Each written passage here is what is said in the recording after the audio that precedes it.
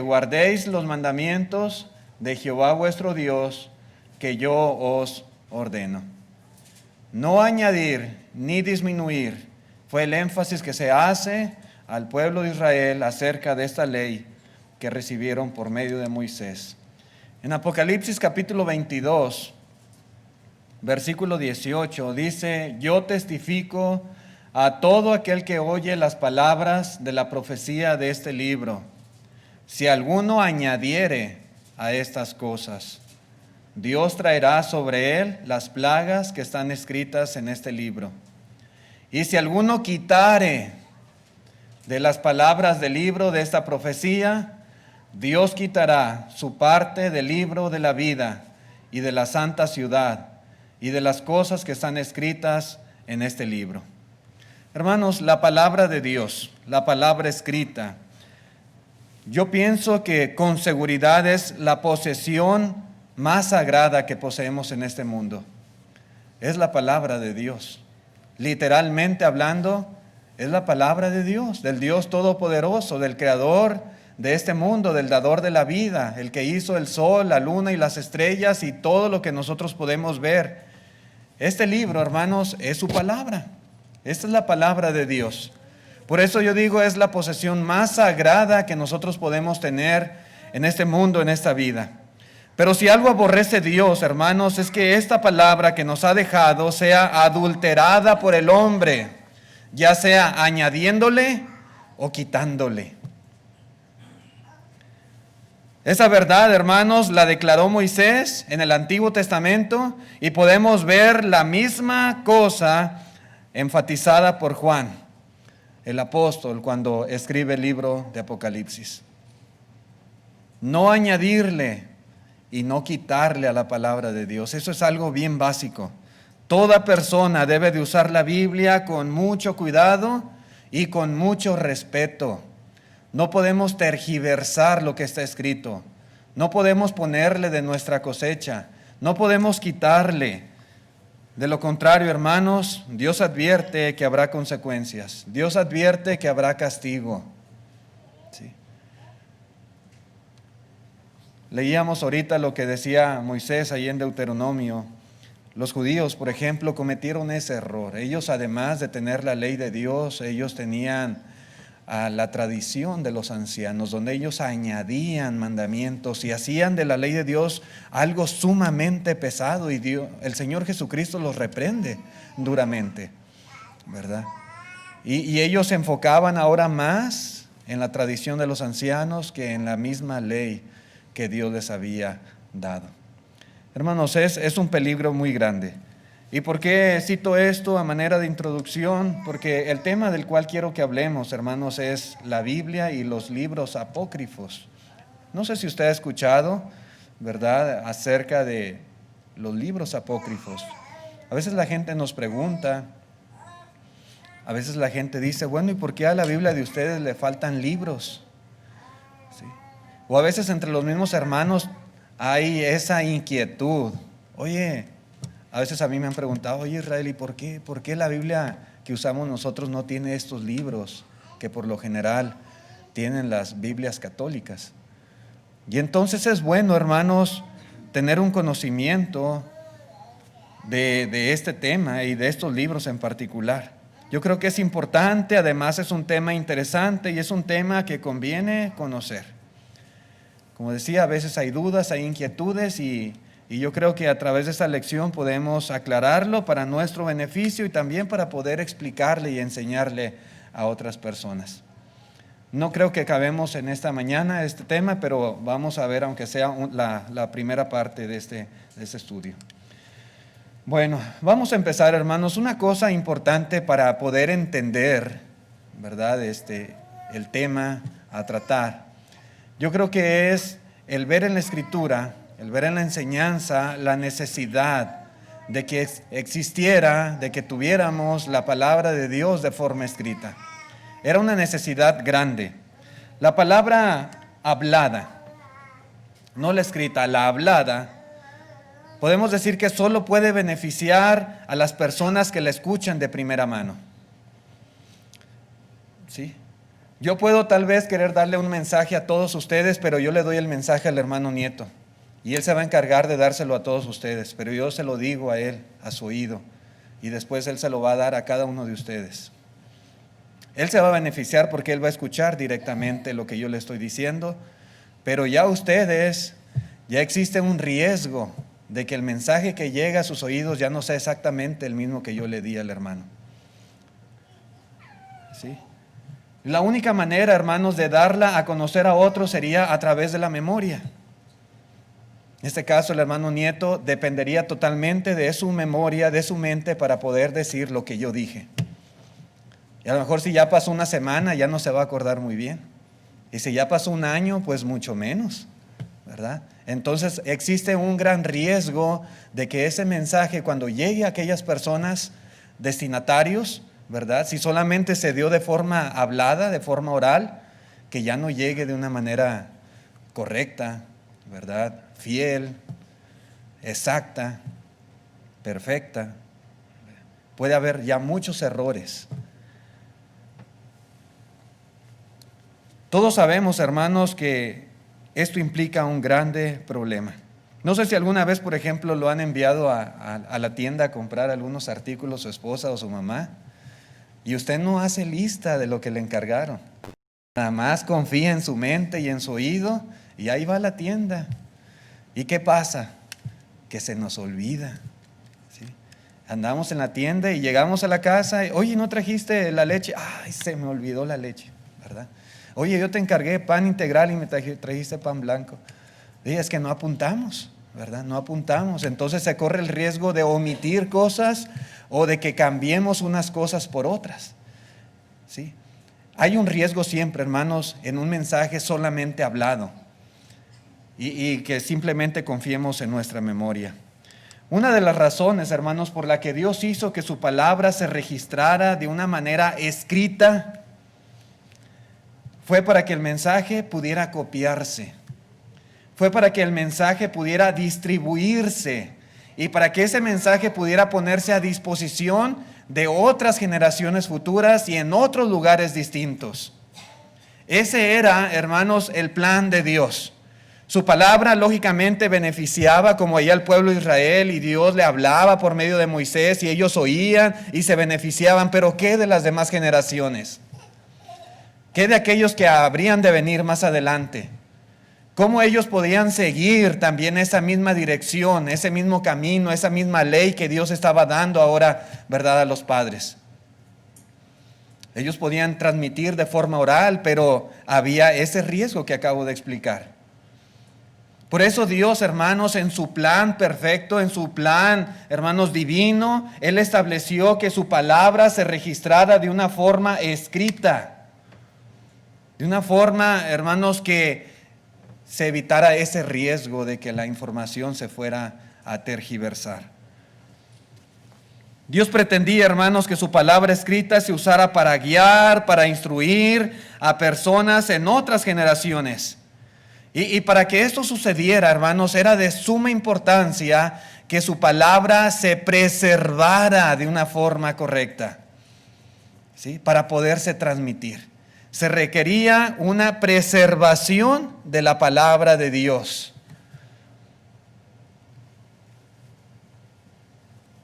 Podemos ver, por ejemplo, en el libro de Deuteronomio, capítulo 17. Dios decía, ¿verdad?, a su pueblo que en un futuro, cuando ellos establecieran reyes, que eso iba a pasar. Dios lo sabía de antemano. Era necesario que el rey hiciera esto. Note usted. Verso 18, y cuando se siente sobre el trono de su reino, entonces escribirá para sí en un libro una copia de esta ley. Note usted, esto era bien importante que el rey hiciera tal cosa. Escribirá para sí en un libro una copia de esta ley del original que está al cuidado de los sacerdotes levitas. Y lo tendrá consigo. ¿Y qué hará? Y leerá en él todos los días de su vida, para que aprenda a temer a Jehová su Dios para guardar todas las palabras de esta ley y estos estatutos, para ponerlos por obra.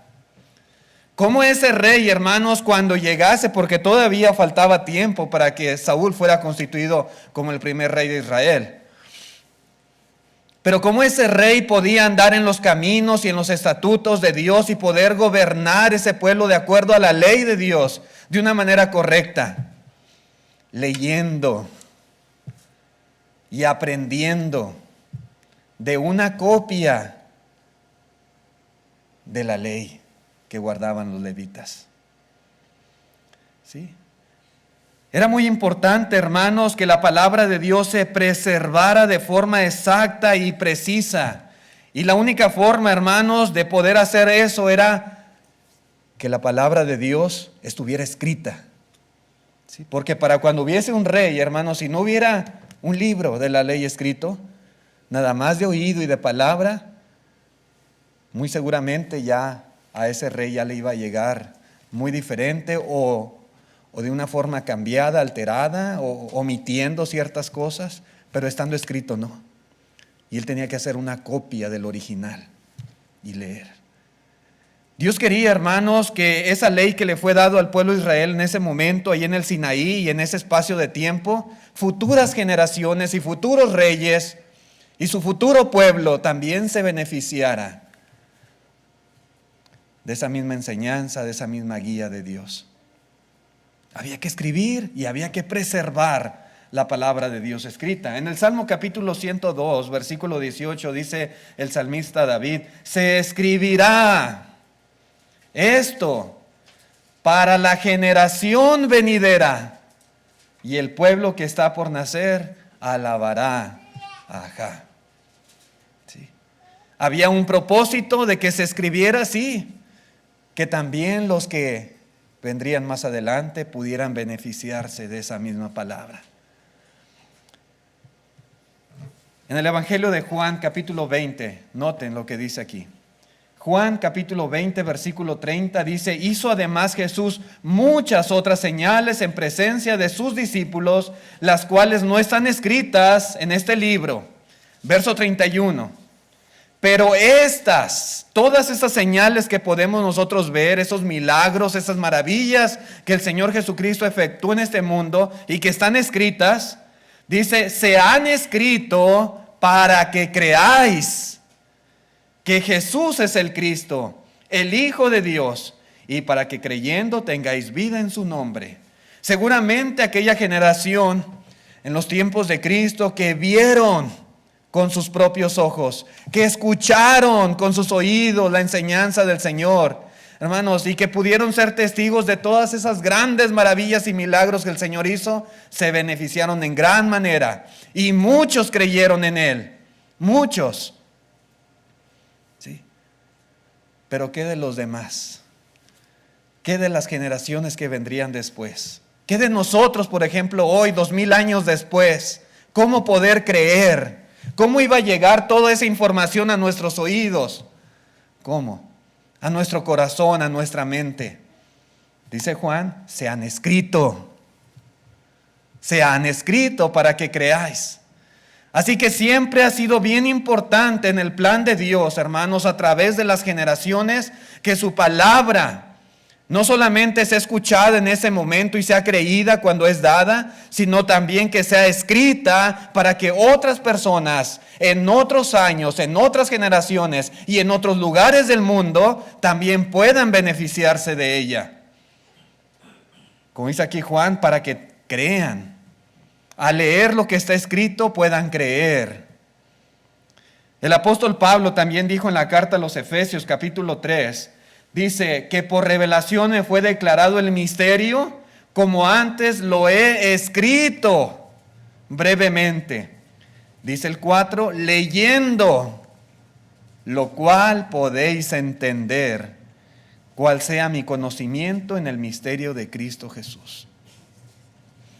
¿Cómo podemos entender, cómo podemos comprender, cómo podemos llegar al conocimiento de este misterio, de este evangelio revelado? Hermanos, dice Pablo, leyendo lo que yo he escrito, leyéndolo. Entonces Pablo fue un hombre inspirado por Dios, fue un apóstol de Jesucristo con toda la autoridad que el Señor Jesucristo le ha dado para enseñar, para predicar y para escribir. Y eso que él ha escrito, hermanos, es para que otros también se beneficiaran y entendieran también lo mismo que Pablo conocía. Bien importante, hermanos, bien importante y bien necesario ha sido y es hasta la fecha que la palabra de Dios la tengamos de forma escrita. Cuando Dios inspiró a los hombres a escribir las Escrituras, siempre tuvo la intención de que esos escritos sagrados se usaran para enseñar a la gente su voluntad en otros lugares y en tiempos futuros. Hoy en día nos beneficiamos. No estamos allá en Palestina, en aquellas tierras. No estamos en el año 35, 40, 50, 60, 70 del primer siglo. No. Estamos en el año 2020 y estamos en Norteamérica, muy lejos de aquellos lugares. ¿Cómo hoy en día podemos creer a la palabra de Dios? ¿Cómo hoy en día podemos nosotros también alcanzar la salvación por medio de la obediencia a su palabra? Bueno, gracias a que Dios, hermanos, ha preservado, y en sus planes siempre había estado el preservar su palabra para todas las generaciones en todo el mundo de una manera escrita, de una forma escrita. Para lograr, hermanos, este propósito, podemos nosotros inferir que las Sagradas Escrituras tenían que ser preservadas y preservadas con mucha precisión para esas generaciones que habrían de venir. Esto es bien importante, hermanos, la precisión con que se tenía que preservar esta Escritura, esta palabra de Dios plasmada en papel, en papiro, en cuero, etcétera, etcétera. Muchos de los encargados de hacer este tipo de copias, hermanos, fueron los escribas. Los escribas, como en el tiempo de Jesús, ¿verdad? Se menciona y se habla mucho acerca de ellos. Ese era su trabajo. Ellos escribían copias, ¿sí? Ellos tenían que escribir. Aquí tenemos una máquina copiadora. En aquel tiempo no había máquinas copiadoras, ¿verdad? Nada más poner ahí el rollo y picarle un botón y salía una copia exacta. No había tal cosa. En aquel tiempo, hermanos, para hacer una copia de un escrito tenía que hacerse a mano, ¿sí? Tenía que ser una persona que tuviera esa habilidad y tuviera esa disciplina para escribir de una forma precisa y correcta. Los escribas era lo que hacían precisamente, ¿sí? Y ellos, hermanos, estos escribas, ellos eran hombres que eran fanáticamente precisos en el trabajo que hacían, muy precisos. Muchas veces verificaban sus copias contando línea por línea, palabra por palabra. Inclusive, si usted lee, ¿verdad?, se va a dar cuenta, la historia dice que inclusive lo hacían letra por letra, para asegurarse de que su copia era exactamente igual al original de donde ellos estaban basando. ¿Sí? Así, letra por letra. Y aunque este trabajo, hermanos, que ellos hacían, y es bien importante este detalle, los escribas, cuando ellos copiaban, ellos no eran hombres inspirados. Es decir, que no eran guiados milagrosamente para que sus escritos fueran perfectos en lo absoluto. No era un trabajo que milagrosamente ellos hacían a la perfección. ¿Sí? Eran sumamente disciplinados, sumamente estrictos, ¿verdad? Pero no eran guiados milagrosamente para copiar. ¿Sí? No lo eran. Pero eran hombres que en su disciplina no toleraban errores. Yo he leído inclusive, hermanos, en aquellos tiempos, dependiendo del tipo de papiro, si ya era viejo, si era nuevo, ¿verdad? Había veces en que no se podía hacer una corrección. Si ellos se llegaban a equivocar en una palabra, en una letra, tenían que borrar y tenían que corregir. Pero si acaso era un papiro donde no se podía hacer la corrección, donde no se podía borrar, ¿saben qué es lo que hacían? Es lo que yo he leído, ¿verdad? Aunque ya llevaran bastante avance en su trabajo, lo echaban al fuego, lo quemaban, no lo guardaban, no le decían, bueno, tiene un error, hay una palabra, está mal, pero ahí pasa. No hacían eso, lo quemaban, ¿sí? No toleraban en ese sentido errores en su trabajo. Así eran los escribas, fanáticamente precisos en el trabajo que ellos hacían. El Señor Jesucristo, hermanos, muchas veces los criticó a los escribas, a los fariseos, a los sacerdotes de aquel tiempo, pero a los escribas en particular no los criticó por el trabajo que hacían, copiando, escribiendo. Los criticó por las interpretaciones que le daban a la palabra de Dios. ¿Sí? Pero en cuanto a su trabajo como copistas, el Señor jamás dijo algo en contra de ellos, porque hacían un excelente trabajo copiando estos manuscritos. Podemos ver, por ejemplo, en el libro de los Hechos, capítulo 8, versículo 27, un ejemplo. Hechos 8, 27, dice, entonces él se levantó y fue. Y sucedió que un etíope, eunuco, funcionario de Candace, reina de los etíopes, el cual estaba sobre todos sus tesoros y había venido a Jerusalén para adorar, volvía sentado en su carro y leyendo al profeta Isaías. Esta imagen, hermanos, es muy similar a lo que originalmente ocurrió. Va el eunuco en un carruaje de aquellos tiempos, ¿verdad? Jalado por animales, probablemente caballos, camellos, no sé. Y va leyendo al profeta Isaías. ¿Qué es lo que iba leyendo? ¿Qué llevaba en sus manos?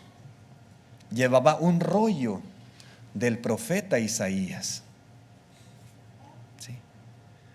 Un rollo, hermanos, que el profeta Isaías escribió 700 años antes de que esto sucediera. ¿Sí? Hacía 700 años que Isaías había escrito este libro. 700 años después, 7 siglos después, el eunuco va en su carruaje leyendo el rollo. Lógicamente no era el autógrafo. El autógrafo se le llama al escrito original, el que escribió Isaías con su puño y letra. Ese se le llama autógrafo y no existe ningún autógrafo de los escritos originales. Existen copias muy antiguas, pero los autógrafos no existen. Y el que iba leyendo, el eunuco, no era el autógrafo, no era el escrito original de Isaías, era una copia. Era una copia. Algunos dicen que allí en Jerusalén y particularmente allí en el templo se vendían copias de los escritos de los profetas y de la ley del Antiguo Testamento. El otro día veía una película en Netflix sobre la historia bíblica y cuando llegó ahí a esa parte del eunuco, en la película alguien le regala ese manuscrito por ser una persona importante, ser el tesorero de la reina de Etiopía, se le da como un regalo, como un presente. ¿Quién sabe? La Biblia no dice cómo lo obtuvo. Lo cierto, hermanos, es que no era el original. Ese era una copia y probablemente una copia de una copia de una copia de una copia de hace 700 años que había sido escrito. Sí. El punto es, hermanos, dice el verso 35, y entonces Felipe, abriendo su boca y comenzando desde esta escritura, le anunció el evangelio de Jesús. Una copia, hermanos, probablemente de una copia, de una copia, de una copia, quién sabe cuántas copias, ¿verdad?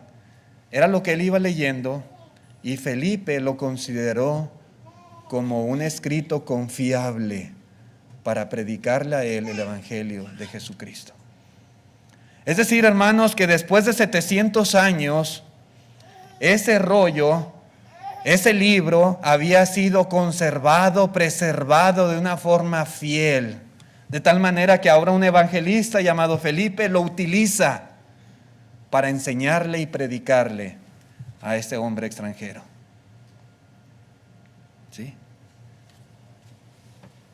Felipe lo utiliza como autoridad, un rollo que era una copia de un escrito de 7 siglos atrás. Ahora bien, hermanos, como todos sabemos, la Biblia es un conjunto de libros. La Biblia tiene 2 divisiones principales, el Antiguo Testamento y también el Nuevo Testamento. Y estos libros fueron escritos por 40 diferentes hombres inspirados por el Espíritu Santo, más o menos en un periodo de tiempo de 1500 años, desde el Pentateuco, los 5 primeros libros de la Biblia, hasta el Apocalipsis. Más o menos son 1500 años, y en esos 1540 hombres participaron en escribir estos libros, hombres inspirados por Dios, lógicamente. En total la Biblia, hermanos, tiene 66 libros, 39 del Antiguo, 27 del Nuevo. El Pentateuco, por ejemplo, fue escrito por Moisés, el Génesis, Éxodo, Levíticos, Números, Deuteronomios, aproximadamente 1400 años antes de Cristo. 1400 años. Y el Apocalipsis fue escrito aproximadamente en el año 95 después de Cristo. Así que 1400 años antes al 95 son más o menos 1500 años. El tiempo que tardó en escribirse estos 27 libros del Antiguo, 39 del Antiguo, 27 del Nuevo, 39 del Antiguo, 66 libros en total que contiene la Escritura. Sin embargo, hermanos, el plan de Dios era que cuando toda su voluntad hubiera sido revelada y hubiese sido registrada, entonces iban a cesar aquellos poderes milagrosos por medio de los cuales el Espíritu Santo entregó el mensaje. Había revelación, había profecía, había inspiración divina para escribir de una forma perfecta el mensaje de Dios. Pero esto se iba a terminar. Y cuando esto se terminara, cuando cesaran, hermanos, estos poderes milagrosos, lo único que íbamos a tener de forma inspirada, lo único que íbamos a tener en nuestras manos como revelación perfecta de Dios, iba a ser su palabra escrita. Su palabra. Sí. Solamente. Cuando esa revelación, hermanos, se completara, entonces se iban a terminar. En el primer siglo, los apóstoles recibieron el poder del Espíritu Santo. Y ellos, como apóstoles, podían imponer sus manos y transmitir algún don espiritual a los cristianos. Algunos podían recibir el don de lenguas, otros el don de interpretación de lenguas, otros el don de profecías, otros el don de ciencias, otros el don de hacer milagros, otros el de sanar enfermos, etcétera, ¿verdad? Para confirmar la palabra escrita. Pero había muchas veces revelación. Usted puede leer ahí en la carta a los Corintios, primera carta a los Corintios capítulo 14, cómo se estaba haciendo mal uso en la reunión de la iglesia de estos dones y había un desorden tremendo. Pero esos dones tenían que ser usados para edificación. Y si alguien tenía profecía y recibía un mensaje de parte de Dios de forma milagrosa, lo daba a conocer a los hermanos y se beneficiaban, se edificaban, ¿verdad? Pero esos dones se iban a terminar. Y cuando esos dones terminaran, lo único que nos iba a quedar de una forma, hermanos, inspirada y perfecta, era la palabra de Dios escrita. Escrita. ¿Sí? En ese preciso momento, hermanos, la palabra de Dios se convertiría en el único medio inspirado que la gente tendría para conocer el mensaje de Dios de una forma fiel. La palabra que podían leer. La palabra que podían ellos pasar de mano en mano. Toda la voluntad de Dios fue registrada por escrito, hermanos, para finales del primer siglo. Les decía, Juan fue el último escritor de la Biblia. El Apocalipsis fue el último libro que se escribió y fue aproximadamente en el año 95. O sea, para finales del primer siglo, la palabra de Dios estaba completamente escrita. Y los apóstoles murieron. Juan fue el último apóstol que murió. Y aquellos que tal vez habían recibido por la imposición de manos de los apóstoles algún don, digamos de lenguas o digamos de profecía, fueron muriendo también.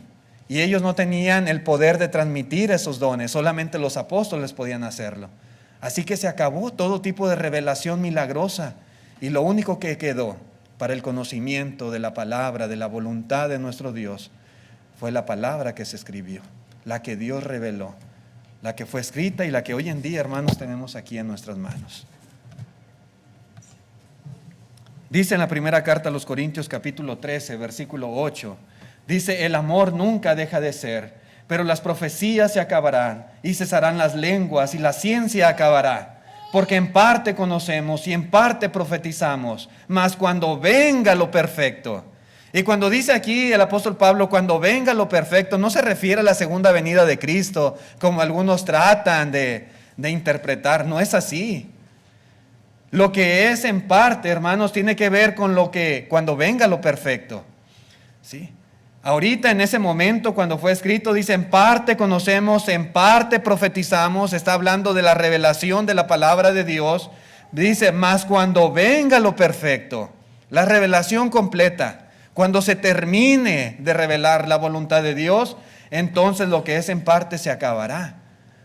¿Sí? Las profecías, el hablar en lenguas, el don de ciencia, etcétera, etcétera, esto se iba a terminar cuando viniera lo completo, lo perfecto. ¿Sí? Otra vez, lo perfecto se contrasta con lo que es en parte. Y lo que es en parte es el conocimiento y la profecía. ¿Sí? Esto es lo perfecto, hermanos. La revelación de la palabra de Dios, la palabra escrita, estos 39 libros que tenemos hoy en día en nuestras manos, esto es lo perfecto. ¿Sí? Lo perfecto. La Biblia no dice cuando venga el perfecto. Algunos dicen lo perfecto es Cristo. No, no dice el perfecto, dice lo perfecto. La palabra de Dios, inspirada, revelada, escrita, completada, esto es lo perfecto. Para poder ser salvos necesitamos el conocimiento de la palabra de Dios. Para poder tener la vida eterna necesitamos el conocimiento de esta escritura y la obediencia a lo que aquí está escrito. Esto es lo perfecto. Entonces lo demás se iba a acabar. Hoy quienes afirmen tener poder para recibir de Dios milagrosamente revelaciones en sueños, en visiones, etcétera, etcétera, están mintiendo, son charlatanes. Eso es falsedad. No es verdad. Sí, no es verdad. Dios, hermanos, no nos ha dejado más que su palabra escrita para conocimiento de las personas. Ahora bien, rápidamente voy a ver un punto más. El canon de las Escrituras. También es importante considerar esto, hermanos. Canon. Esta palabra se deriva de la palabra griega canon, que significa caña o vara, o también significa norma o medida. Al hablar, hermanos, del canon de las Escrituras, nos estamos refiriendo a los libros de la Biblia aceptados oficialmente como las Sagradas Escrituras. Eso es el canon. Y les decía ahorita, la Biblia está compuesta de 66 libros, 39 del Antiguo, 27 del Nuevo. Esto es lo que nosotros conocemos como el canon de las Escrituras. La determinación del canon, hermanos, fue un proceso llevado a cabo primero por los rabinos y eruditos judíos y luego por los primeros cristianos también. Sin embargo, esto es bien importante. Debemos entender que al final un libro es canónico, no porque el hombre lo diga. ¿Sí? Yo puedo ir a la biblioteca y agarrar un libro y decir, este libro es canónico, pertenece al canon de las Escrituras. Yo lo puedo decir. Pero al final, hermanos, no es el hombre quien determina qué libro es canónico y qué libro no es. Al final de cuentas es Dios. Si Dios lo inspiró ese libro es canónico y pertenece al canon de las Escrituras. Pero si Dios no lo inspiró, entonces no pertenece a la palabra de Dios escrita. Dice en la 2 Timoteo 3:16, toda la Escritura es inspirada por Dios. De eso depende, hermanos, que forme parte de las Escrituras. Si fue inspirado o si no fue inspirado.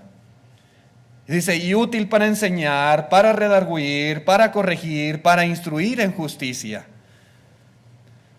Dios, a través de la inspiración del Espíritu Santo, fue quien determinó qué libros pertenecían a las Escrituras. Finalmente es Dios, hermanos, y así debemos de verlo. Es Dios. Ahora bien, había que reconocer y había que juntar. Hoy los tenemos todos juntos. Otra vez tenemos aquí estos 66 libros. Están juntos. Antes no estaban juntos. Se tuvieron que reconocer, se tuvo que hacer un trabajo para identificar qué libros eran inspirados y juntarlos. Y este trabajo, hermanos, comenzó en los primeros siglos de la era cristiana. Si ustedes recuerdan, el mismo apóstol Pedro se refiere a los escritos del apóstol Pablo como escrituras. Podemos leerlo ahí en la segunda carta de Pedro, capítulo 3, versículo 15. Dice: y tened entendido que la paciencia de nuestro Señor es para salvación, como también nuestro amado hermano Pablo, según la sabiduría que le ha sido dada, dice, os ha escrito. Según la sabiduría que le ha sido dada, dice casi en todas sus epístolas, hablando en ellas de estas cosas, entre las cuales hay algunas difíciles de entender, las cuales los indoctos e inconstantes tuercen, como también las otras escrituras para su propia perdición. Cuando Pedro dice, como también las otras escrituras, está dando a entender que los escritos de Pablo también formaban parte de las escrituras sagradas.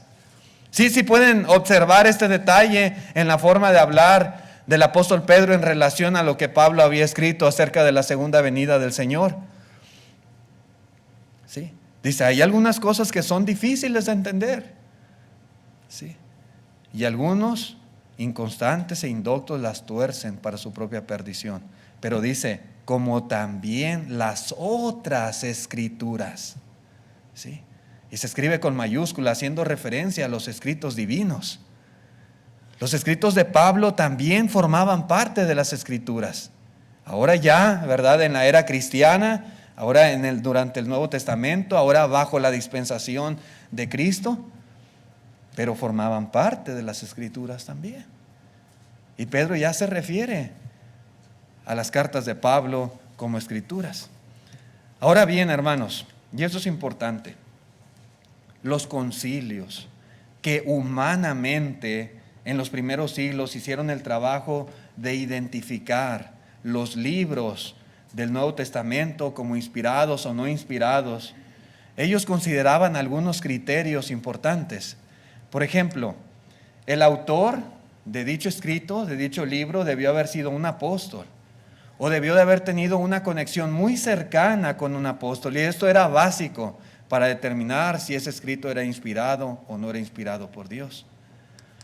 Número 2, el libro debió de haber sido aceptado por el cuerpo de Cristo en general, ¿verdad? Como un escrito divino, un escrito apostólico.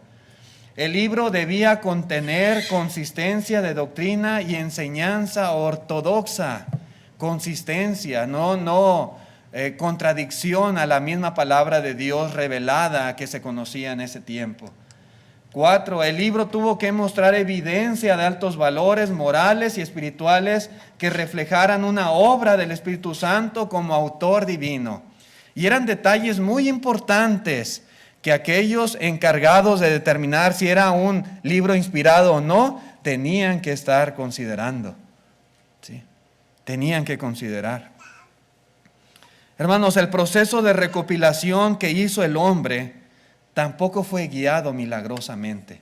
Como no lo fue el copiar, ¿sí?, de un original, ¿verdad?, y hacer un escrito, una copia, eso no fue milagrosamente guiado por Dios.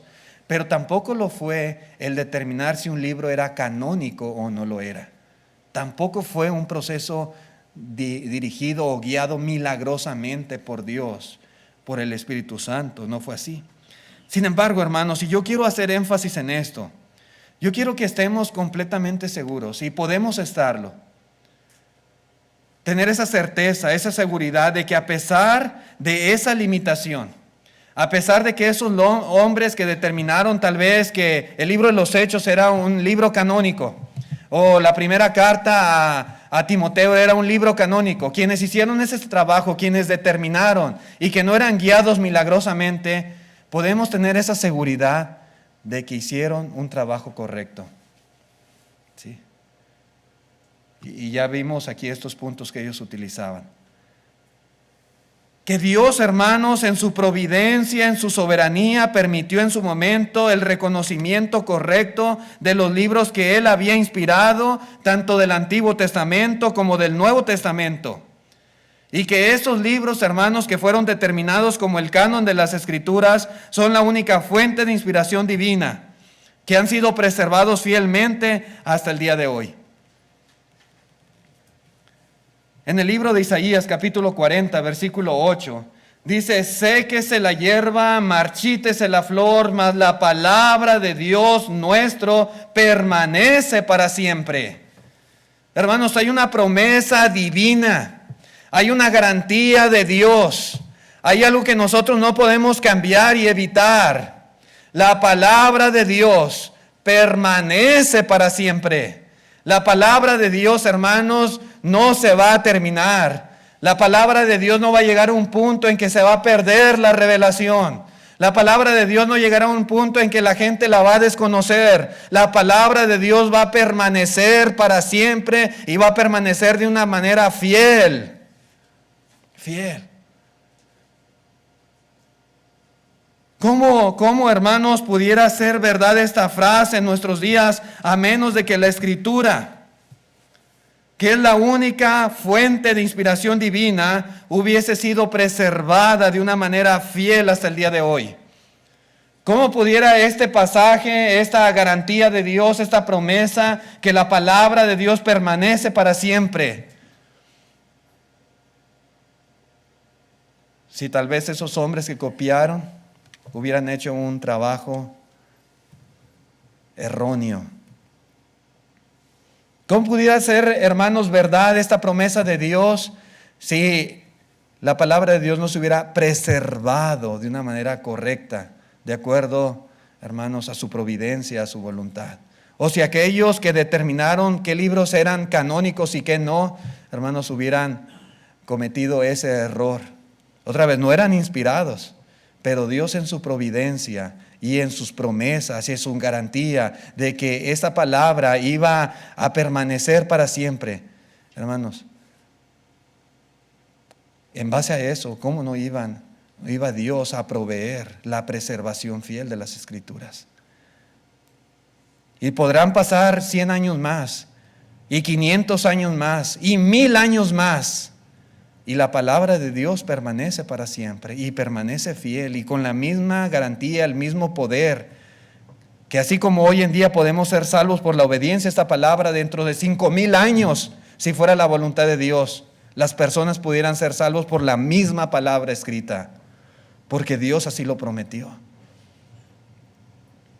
A veces entran muchas inquietudes en las personas y aún entre la misma hermandad y dudan si realmente nos ha sido preservada la palabra de Dios hasta nuestros días. Oye, desde allá, desde Moisés, cuando escribió allá en el Sinaí, tantos años que han transcurrido y todavía podemos confiar en que la palabra de Dios es fiel,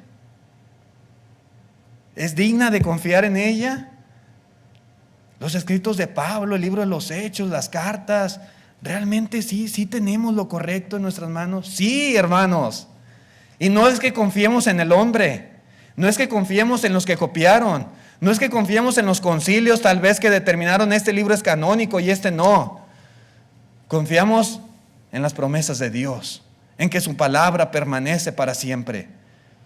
Y hoy en día, hermanos, tenemos aquí, otra vez lo repito, tenemos 66 libros, 39 del Antiguo, 27 del Nuevo. Podemos confiar en que hay garantía de que esto, hermanos, es correcto, es fiel, de que no le falta ni le sobra. Sí, podemos confiar, porque Dios así lo ha garantizado. Su palabra, hermanos, permanece para siempre hasta el día de hoy.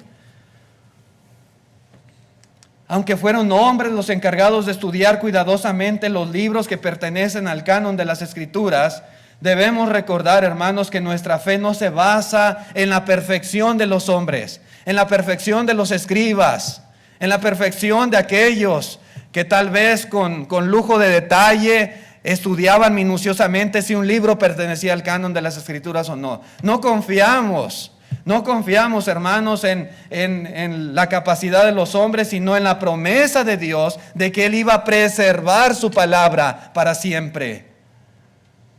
En eso confiamos. Y confiamos que hasta hoy en día, en pleno siglo XX, XXI, hermanos, la palabra de Dios es fiel y podemos confiar en que a través del conocimiento de ella y la obediencia podemos encontrar salvación para nuestras almas. Las personas que hayan participado, hermanos, en este trabajo fueron simplemente instrumentos que Dios utilizó para que hoy en día nosotros tengamos la palabra inspirada necesaria para la salvación de nuestras almas. Jesús certificó en muchas ocasiones que las escrituras que se leían en su tiempo habían sido fielmente preservadas, a pesar de haberlas revelado Dios muchísimos años atrás. Por ejemplo, dice en Mateo 12:3, dice, pero Él les dijo, ¿no habéis leído lo que hizo David cuando Él y los que con Él estaban tuvieron hambre? ¿Cuándo hizo esto David y cuándo fue escrito? Muchos siglos atrás. Pero el Señor les dice, ¿no habéis leído? Y lo tuvieron que haber leído de una copia, de otra copia. No leyeron el original, no leyeron, hermanos, el autógrafo. Pero al leerlo, podían tener el conocimiento correcto de lo que hizo David. En el capítulo 12, pero el versículo 5 dice, ¿o no habéis leído en la ley? ¿Cuándo le escribió Moisés esa ley? Hermanos, 1400 años atrás. Pero ellos pudieron haber leído. Dice, ¿cómo el día de reposo los sacerdotes en el templo profanan el día de reposo y son sin culpa? En Mateo 19:4 dice, Él respondió y les dijo, ¿no habéis leído lo que Él hizo al principio, varón y hembra los hizo? Allá en el Génesis, el primer libro de la Biblia, ¿no habéis leído? A leer una copia, hermanos, de lo que pasó 14 siglos atrás. Hermanos, ellos podían tener el conocimiento correcto porque Dios se iba a encargar de preservar fielmente por los siglos de los siglos de los siglos esa palabra que había sido escrita. Dios lo garantizaba. Mateo 22, versículo 31, pero respecto a la resurrección de los muertos, ¿no habéis leído lo que os fue dicho por Dios cuando dijo, yo soy el Dios de Abraham, el Dios de Isaac y el Dios de Jacob? Dios no es Dios de muertos, sino Dios de vivos. Eso lo dijo en el Sinaí a Moisés. Y dice, ¿no habéis leído lo que fue dicho por Dios? ¿Podemos leer lo que Dios dice? ¿Podemos leer lo que Dios habla? Sí, en su palabra escrita. Y ellos podían leer la palabra de Dios, hermanos, muchísimos siglos después, en una copia de una copia de una copia.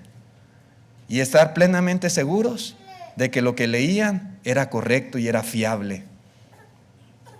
Sí, hermanos, si Dios en su soberanía preservó fielmente las escrituras del Antiguo Testamento, y 700 años después o 1400 años después podían estar leyendo fielmente esos escritos, hermanos, debemos estar plenamente seguros que de la misma manera, en la misma forma, en la misma proporción, Dios ha preservado las escrituras del Nuevo Testamento para nosotros. Y mayormente, hermanos, cuando de la preservación fiel depende la salvación de nuestra alma y todavía de las generaciones que han de venir. Podemos tener esa seguridad, esa tranquilidad, hermanos, ¿sí? De que Dios, otra vez, en su providencia, en su misericordia, Dios tuvo a bien preservar las escrituras. ¿Cómo lo hizo? Hermanos, solamente Dios. Dios supo cómo acomodó todas las cosas para que hoy en día nosotros tuviésemos en nuestras manos su palabra fiel, inspirada. Y es lo único inspirado que hoy en día el hombre puede tener es esta palabra. Tenemos en la Biblia, hermanos, 66 libros que Dios inspiró. ¿Sí? Y confiamos, porque la palabra de Dios así lo dice, que esto es fiel. Podemos confiar completamente, hermanos, en el canon de las Escrituras. El siguiente punto que vamos a ver, la siguiente lección, si Dios quiere, es la inclusión de los libros apócrifos a la Biblia. Lo vamos a dejar para la próxima lección, con el favor de Dios. Gracias por su atención prestada a este mensaje. Vamos a estar de pie los que puedan.